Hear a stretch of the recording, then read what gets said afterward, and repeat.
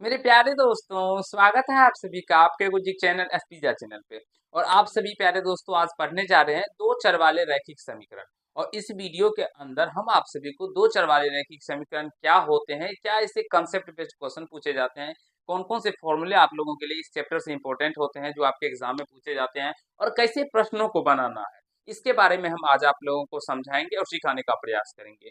तो जो भी प्यारे भाई इस वीडियो को शुरू से लेकर अंत तक देखेंगे, मुझे विश्वास है कहीं से कोई दिक्कत उनको नहीं होगा किसी भी चैप्टर में और किसी भी प्रश्नों के अंदर। अगर हम बात करें इससे पहले का, तो इससे पहले हमने आप सबों के लिए प्यारे दोस्तों चैप्टर 1 चैप्टर 2 जिसमें जितने भी एक्सरसाइज है उसको हमने बेहतरीन तरीके से कंप्लीट किया है। यहाँ तक कि 2.4 को भी हमने बहुत ही अच्छे से आप सभी को बता दिया है, सिखा दिया है, समझा दिया है। और मुझे विश्वास है सारे प्यारे भाई देख लिए होंगे और अच्छे से समझ भी गए होंगे। अगर किसी भाई को दिक्कत हुआ होगा तो जरूर कमेंट बॉक्स में कमेंट कीजिएगा।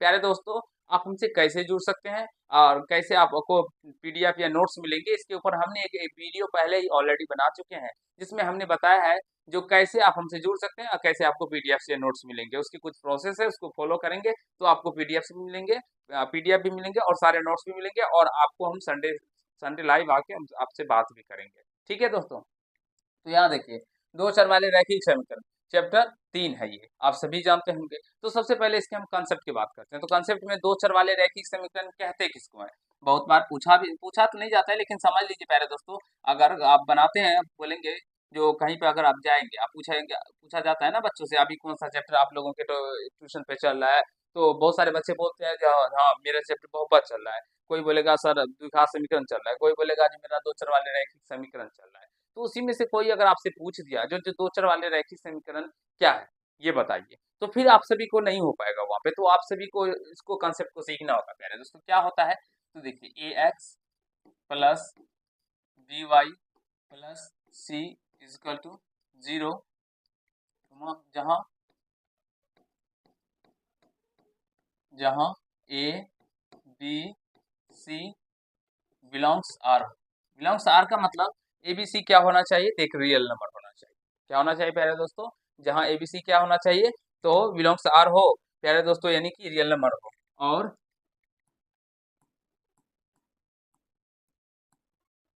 ए नॉट इक्वल टू 0 एवं बी नॉट इक्वल टू 0 के रूप, प्यारे दोस्तों, के रूप में होगा, तो वो होगा दो चर वाले रैखिक समीकरण। यानी कि इस कंडीशन को जो भी फुलफिल करेगा उसे हम लोग दो चर वाले रैखिक समीकरण कहेंगे। A X plus B Y plus C equal to 0, जहां A B C belongs R और ए नॉट इक्वल टू 0 एवं बी नॉट इक्वल टू 0 के रूप का समीकरण समीकरण दो चर वाले, दो चर कौन कौन चर है प्यारे दोस्तों, एक्स और वाई, है ना। दो चर वाले रैखिक समीकरण कहलाते हैं। दो चर वाले रैखिक समीकरण समीकरण कहलाते हैं। आशा करता हूं आप सभी समझ पा रहे होंगे, कहलाता है, कहलाता है। कहीं से कोई दिक्कत समस्या किसी भी भाई को नहीं हो रहा होगा, समझने का प्रयास कीजिएगा। जो A X plus B Y plus C equal to 0, जहाँ ए बी सी क्या होना चाहिए, बिलोंग्स आर हो, यानी कि प्यारे दोस्तों एक रियल नंबर हो, और ए नॉट इक्वल टू 0 एवं बी नॉट इक्वल टू 0 के रूप का कोई समीकरण क्या होगा, तो दो चर वाले रैखिक समीकरण कहलाएगा। आशा करते हैं समझ रहे होंगे। जैसे एग्जाम्पल्स का हम बात करते हैं,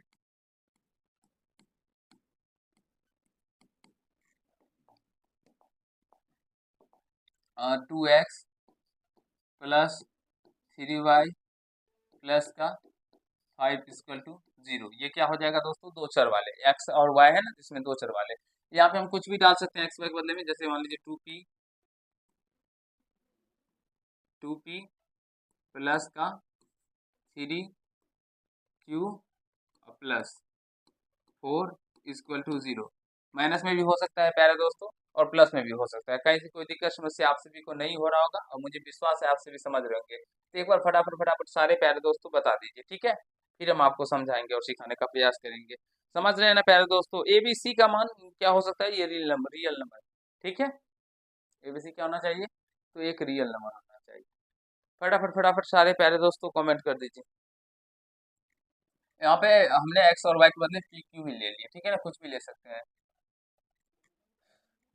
√2p प्लस मान लीजिए √3 क्यू ले लें, और माइनस का 6 ले लें, इक्वल टू 0। इक्वल टू 0 के रूप का कोई भी जो होगा वो क्या होगा, दो चर वाले रैखिक समीकरण हो जाएंगे, ठीक है दोस्तों। एक बार प्यारे दोस्तों थोड़ा सा मुझे टाइम दीजिए, है ना। बोर्ड में थोड़ा सा प्रॉब्लम आ गया है, जिसकी वजह से मुझे थोड़ा सा इसको कट करना पड़ेगा। तो थोड़ा सा 2 मिनट के लिए आप सभी वेट कर लीजिए, 2 मिनट नहीं, 1 ही मिनट या कुछ सेकंड के लिए मैं थोड़ा सा इसको सही कर देता हूँ, क्योंकि कुछ कीट होते हैं जो बैठ जाते हैं ना, तो जिसकी वजह से बोर्ड प्रॉपर वे में काम नहीं करते, तो उसको हटाना पड़ेगा। पहले देख लेते हैं उसके बाद, तो पहले 2 मिनट आप सभी रुक जाइए। चलिए प्यारे दोस्तों, आशा करता हूँ अभी आप सभी को जो हमने दो चर वाले रैखिक समीकरण के बारे में बताया है और सिखाया, आप सभी समझ गए होंगे। वो थोड़ा सा प्रॉब्लम हो गया था, जिसकी वजह से वो हट गया पेज, तो कोई बात नहीं, आप सभी समझ गए होंगे और देख भी लिए होंगे। अब यहाँ से समझिए, उसके कुछ नोट्स पॉइंट भी है उसमें प्यारे दोस्तों, और सीखने का प्रयास कीजिए। देखिए, चर वाले दो चर वाले रैखिक समीकरण, दो चर वाले रैखिक समीकरण के अनेक हल होते हैं प्यारे दोस्तों। ये याद रखिएगा, पूछा जाता है कितने हल होते हैं, तो अनेक हल होते हैं। दो चर वाले रैखिक समीकरण के कितने हल होते हैं प्यारे दोस्तों, अनेक हल होते हैं, ठीक है। दो चर वाले रैखिक समीकरण कितने हल होते हैं प्यारे दोस्तों, तो अनेक हल होते हैं। ये सारे प्यारे दोस्तों अच्छे से समझते होंगे। अब चलिए एक एग्जांपल्स के थ्रू हम आपको समझाते हैं, ठीक है। इसे एक दे दीजिएगा पॉइंट्स। अब ये एग्जांपल अगर मान लीजिए कोई भी एग्जांपल ले लेते हैं, जैसे कि x प्लस का y इक्वल टू, मान लीजिए प्लस का 5 इधर भी लिख सकते हैं या इधर भी, तो कहीं भी डाल सकते हैं, प्लस के 5 डाल देते हैं, ठीक है।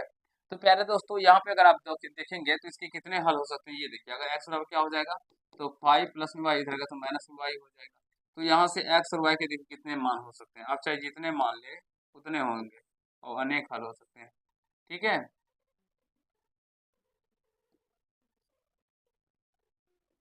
देखिए चलिए x और y, और y का मान अगर हम लोग एक लेंगे तो x का मान क्या होगा दोस्तों, 4। y का मान अगर 2 लेंगे तो x का मान हो जाएगा 3। y का मान अगर हम 3 लेंगे तो x का मान हो जाएगा 2।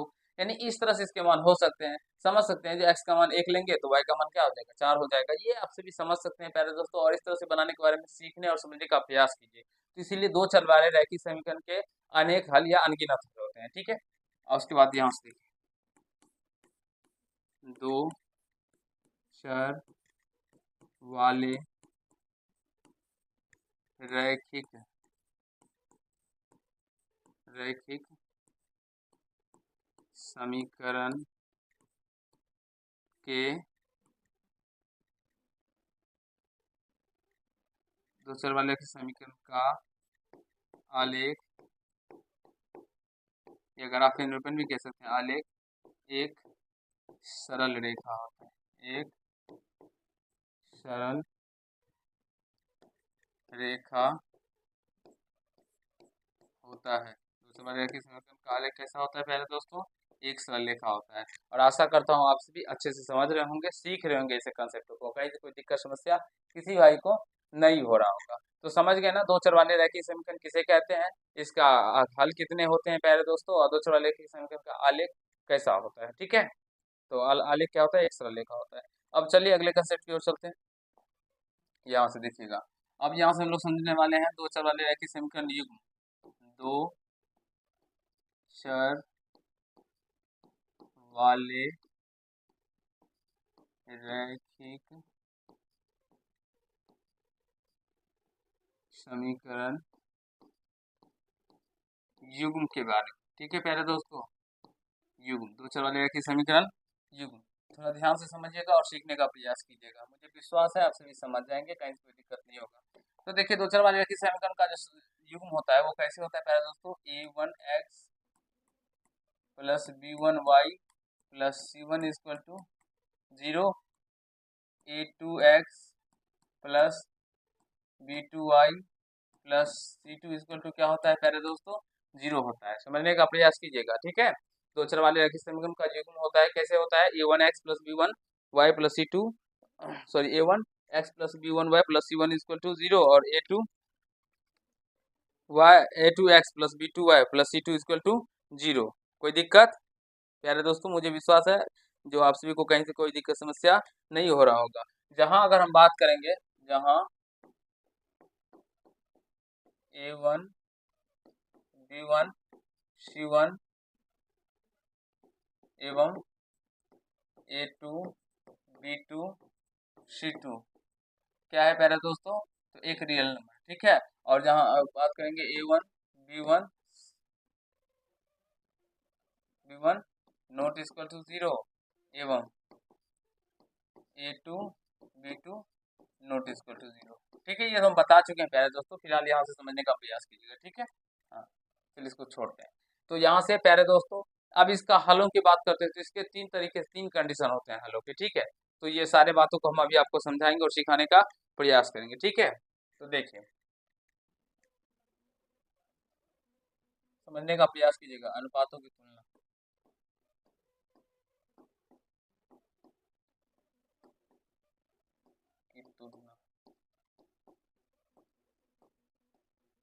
ठीक है दोस्तों। उसके बाद अगर हम बात करेंगे तो ग्राफीय निरूपण देखिए कैसा होगा, ग्राफीय निरूपण, ग्राफीय निरूपण। अब चाहे तो बीजगणितीय हल लिखिए या बीजगणितीय निरूपण लिखिए, बीजगणितीय निरूपण, बीजगणितीय निरूपण, ठीक है दोस्तों। और उसके बाद इसमें समीकरण युग्म पूछा जाता है, युग्म कैसा होगा, समीकरण युग्म, ठीक है दोस्तों। आशा करता हूँ समझ पा रहे होंगे, ध्यान से समझिएगा, सीखने का प्रयास कीजिएगा, ठीक है।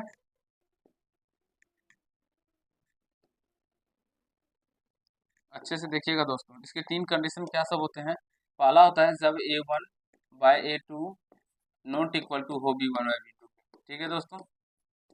दूसरा होता है a1 बाय a2 बराबर b1 बाय b2 हो और not equal to c1 bye c2 हो प्यारे दोस्तों। और तीसरा होता है a1 बाय a2 बराबर b1 बाय b2 बराबर c1 बाय c2। प्यारे दोस्तों, इसके हलों की जो संख्या होती है तीन कंडीशन होते हैं, तीन कंडीशन में ही जब a1 बाय a2 बराबर not equal to b1 by b2, a1 by 2 बराबर b1 by b2 not equal to c1 c2 हो। तीसरा कंडीशन a1 बाय 2 बराबर b1 बाय b2 और सॉरी a1 बाय 2 बराबर b1 बाय b2 बराबर c1 bye c2 हो, ठीक है। तो ये क्या करता है, तो ये प्रतिच्छेदी रेखा को रिप्रेजेंट करता है, प्रतिच्छेदी रेखा, ठीक है दोस्तों। ये करस्पॉन्डिंग लाइन यानी इस तरह से प्रतिच्छेदी रेखा को क्या करेगा, रिप्रेजेंट करेगा। जब कभी a1 बाय 2 बराबर नॉट इक्वल टू हो b1 बाय b2। और ये क्वेश्चन जो अभी हम आपको समझाने जा रहे हैं, ये बार बार इस तरह के क्वेश्चन आपको देखने को मिलेंगे एग्जाम में, बहुत सारे प्रश्न इसके ऊपर हम आप सभी को समझाएंगे, ठीक है। तो फिलहाल समझने का प्रयास कीजिएगा। x का कोफिशिएंट फर्स्ट समीकरण में a1 होता है और दूसरा समीकरण में x का कोफिशिएंट a2 हो जाता है। अब यहाँ से जब a1 बाय 2 बराबर b1 bye 2 not equal to c1 c2 हो, तो ये समांतर रेखा को रिप्रेजेंट करता है, किसको प्यारे दोस्तों, समांतर रेखा। समांतर रेखा कैसे होगा, ये देखिए, इस रेखा को हम लोग समांतर रेखा कहेंगे, जो एक दूसरे को कभी भी नहीं कटेगा प्यारे दोस्तों, ठीक है। और जब a1 बाय b2 बराबर b1 b2 बराबर c1 c2 हो, तो ये संपाती रेखा, संपाती रेखा को रिप्रेजेंट करता है, ठीक है। और संपाती रेखा का मतलब एक ही रेखा के ऊपर दूसरा रेखा भी होगा प्यारे दोस्तों, ठीक है। इसी रेखा पे ये रेखा, दोनों रेखा होगा, तो ये क्या हो जाएगा, एक दूसरे के संपाती हो जाएगा। अब यहाँ से बीजगणितीय निरूपण लिखिए, जब a1 और a2 बराबर नॉट इक्वल टू हो b1 b2 और प्रतिच्छेदी रेखा हो प्यारे दोस्तों, इसके केवल एक हल होते हैं, केवल एक हल होंगे, ठीक है। केवल एक हल होंगे या अपरिमित रूप से एक हल होंगे, ठीक है दोस्तों, या ऐसे अपरिमित रूप में केवल एक हल होंगे, ठीक है। जब प्यारे दोस्तों A1 बाई टू बराबर B1 B2 और not equal to C1 C2 यानी समांतर रेखा है, कहीं कट कर रहा है तो आप बोलेंगे सर कहीं नहीं कट कर रहा है, तो इसलिए इसके कोई हल नहीं होंगे, नो सॉल्यूशन, कोई हल नहीं होंगे। आशा करते हैं आप सभी समझ रहे होंगे प्यारे दोस्तों, ठीक है, इसके कोई हल नहीं होंगे। एक बार फटाफट फटाफट सारे मित्र को कमेंट कर दीजिए जो समझ रहे हैं ना, सीख रहे हैं ना। अब समझिए A1 बाई टू बराबर B1 B2 बराबर C1 C2 हो तो संपाती रेखा, और संपाती रेखा देखिए एक ही रेखा के ऊपर दूसरा रेखा तो हर एक जगह मिल रहा है ना, इसलिए इसके अनेक हल होते हैं या अनगिनत हल होते हैं, अनेक हल होंगे या प्यारे दोस्तों अनगिनत हल,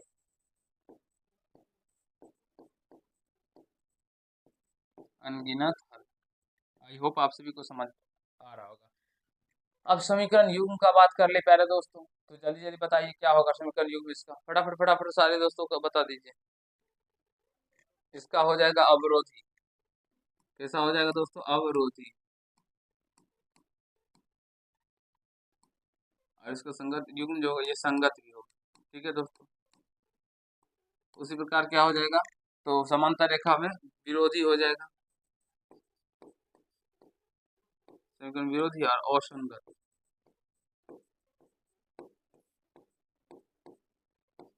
और क्या हो जाएगा प्यारे दोस्तों, असंगत। आशा करते हैं सारे प्यारे दोस्तों अच्छे से समझ रहे होंगे। और यहाँ से क्या हो जाएगा फिर, अवरोधी विरोधी आश्रित, आश्रित हो जाएंगे, और यह भी क्या हो जाएगा, संगत हो जाएगा। तो प्यारे दोस्तों आशा करता हूँ इससे संबंधित जितने प्रकार के कंसेप्ट है वो आप सभी को हम बता दिए। आपका कभी भी पूछा जाए जो दो चर वाले रैखिक समीकरण युग्म के में बताइए जब A1 by two not equal to B1 B2 हो तो उसका ग्राफिक निरूपण कैसा होगा, तो आप बोलेंगे सर प्रतिच्छेदी रेखा होगा, या बीजगणितीय हल पूछे तो बोलेंगे केवल एक हल होगा। या आपसे समीकरण युग्म पूछा जाए तो अवरोधी या तो संगत कहिएगा, ठीक है दोस्त, अवरोधी संगत, ठीक है।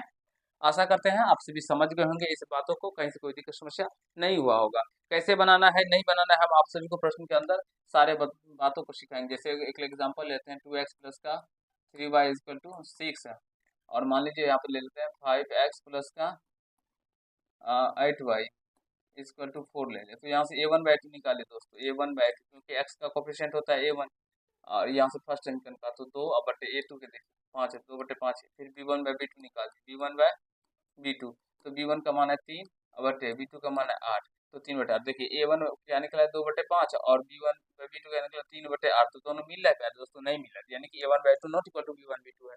तो इसमें पूछा जाएगा तो इसका ग्राफिक निरूपण कैसा होगा, अगर प्रश्न देखे तो आप डायरेक्टली बोलेंगे कि प्रतिच्छेदी रेखा होगा। अगर बीजगणितीय निरूपण पूछाएगा जिसके कितने हल होंगे, एक होंगे, दो होंगे, या अनगिनत हल होंगे, या कोई हल नहीं होंगे, तो प्यारे दोस्तों इसके केवल एक हल होंगे, क्योंकि यह प्रतिच्छेदी रेखा यानी कॉरस्पॉन्डिंग लाइन को रिप्रेजेंट करता है। और इसका समीकरण युग्म पूछा जाता है तो आप सभी संगत होगा या अवरोधी होगा ये बता सकते हैं। तो प्यारे दोस्तों आशा करता हूँ जो ऐसे प्रश्नों को आप करने के बारे में समझ रहे होंगे, सीख रहे होंगे, और एग्जाम में आपके भर भर के आते हैं ऐसे क्वेश्चन तो आप सभी वहाँ पे कर पाएंगे। एक बार फटाफट फटाफट बता दीजिए जो समझ गए ना, कहीं से कोई दिक्कत समस्या नहीं हुआ है प्यारे दोस्तों, एक बार बता दीजिए अच्छे तरीके से, फिर हम लोग अगले कंसेप्ट की ओर चलेंगे और आपको हम सिखाने समझाने का प्रयास करेंगे।